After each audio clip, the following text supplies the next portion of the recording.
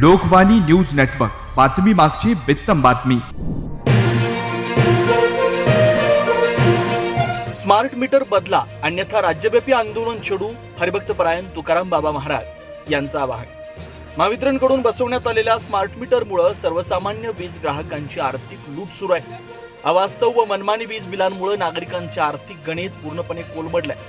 ही लूट तातडीनं थांबवून स्मार्ट मीटर बदलावे, अन्यथा जतसह संपूर्ण राज्यभर तीव्र आंदोलन छेडण्यात येईल असा इशारा श्री संत बागडे बाबा मानवमित्र संघटनेचे सर्वेसर्वा तथा चिखलगी भुयार मठाचे मठाधिपती हरिभक्त परायण तुकाराम बाबा महाराज यांनी पत्रकार परिषदेत दिला.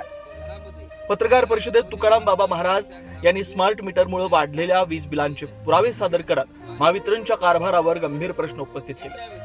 पूर्वी दरमहा सुमारे 1600 ते 1700 रुपये येणारं वीज बिल आता थेट 16,000 रुपये आला असल्याचा दावा त्यांनी केला. मागील 3 महिन्यांपासून पूर्णपणे बंद असलेल्या त्यांच्या बिस्लरी प्लांटचं 42,000 रुपयांचं वीज बिल आल्याचं सांगत त्या ठिकाणी सौर ऊर्जा प्रकल्प असूनही एवढं बिल कसं, असा सवाल त्यांनी उपस्थित केला. स्मार्ट मीटर बसवल्यानंतर ग्राहकांनी जितकी वीज वापरली तितक्याच प्रमाणात अचूक बिल येणं अपेक्षित असताना अनेकांना अवास्तव बिलं येतात.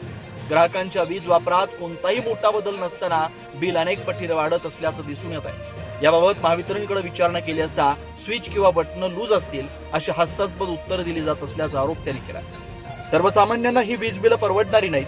सरकारने एका बाजूला लाडकी बहीण योजनेतून 1,500 रुपये दिले तर दुसऱ्या बाजूला 10 पट वीज बिलांच्या माध्यमातून त्याच पैशांची वसुली सुरू केली का, असा सवाल करत त्यांनी सरकारवर टीका केली. अशा पद्धतीनंच वीज बिल येणार असतील तर आमची वीज तोडा, पण निदान अंधारात चिमणी पेटवण्यासाठी रॉकेल तरी द्या, अशी उपरोधिक मागणी त्यांनी केली. या प्रश्नाबाबत लवकरच जिल्हाधिकाऱ्यांना निवेदन देऊन राज्यव्यापी आंदोलनाची दिशा निश्चित करण्यात येणार असल्याचं सांगत राज्यातील सर्व वीज ग्राहकांनी या लढ्यात सहभागी व्हावं असं आवाहन हरिभक्त परायण तुकाराम बाबा महाराज यांनी यावेळी केलं. यावेळी जयदीप माने आणि दत्ता सावळे उपस्थित होते. पत्रकार परिषद घेण्याचा उद्दिष्ट असा होता की जत तालुका हा दुष्काळी तालुका आहे. दुष्काळ तालुक्यामध्ये जी कणक पुसण्याचं काम असतं, सध्या इकडलं मैशाचं पाणी येणार होणार त्या अनुषंगाने समाधानकारकमध्ये आहे. पण अजून पाणी उशिरा आणि कोरड घ्यायला अशी परिस्थिती अनेक काही लोकांची आहे. पण अशाच परिस्थितीमध्ये पुन्हा एकदा वीज वितरणचा जो कारभार आहे, गेले अनेक दिवस आपल्या मीडियाच्या माध्यमातून सातत्यपूर्वक आम्ही ऐकत होतो, पण कानाने ऐकावं आणि डोळ्याने बघावं ही परिस्थिती त्या ठिकाणची दिसते. पण अशी परिस्थिती आज माझ्यावरती आलेली आहे. माझ्यावरती एकट्यावरतीच न येता पूर्ण तालुक्यामध्ये अनेक लोकांच्यावरती हा प्रसंग निर्माण झालेला आहे.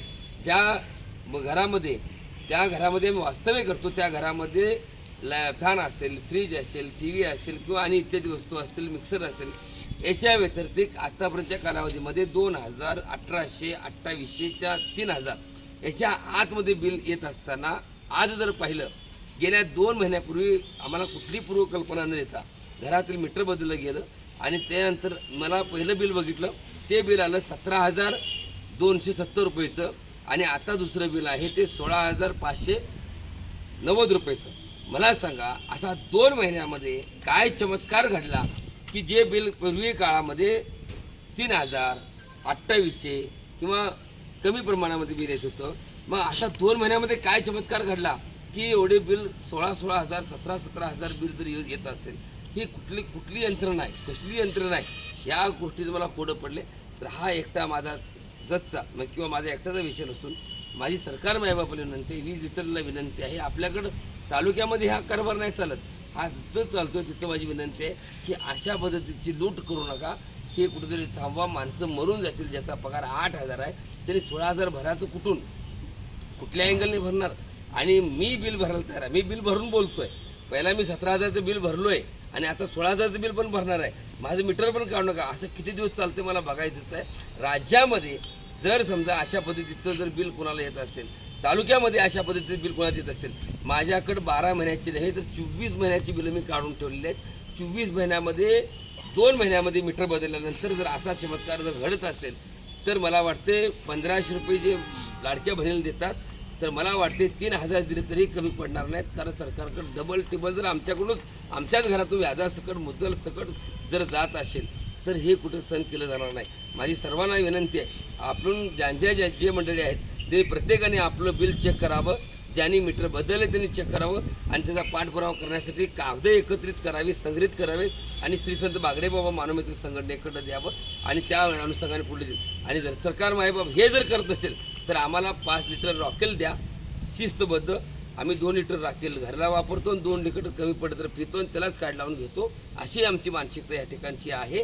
ही मी सरकार मायबापांना विनंती करून सांगतो. माझा वीज वितरणच्या अधिकाऱ्यावरती दोष नाही आहे, कर्मचाऱ्यावरती दोष नाही आहे, कुठल्यावरती माझा अपवाद नाही आहे. मीटर एवढं चमत्कारी कसं भेटलं, असं एखादं मीटर आम्हाला भेटावं आणि ही जर तालुका दुष्काळी तालुका हा सुजलम सुफलम व्हावा एवढीच माफक अपेक्षा करतो. धन्यवाद.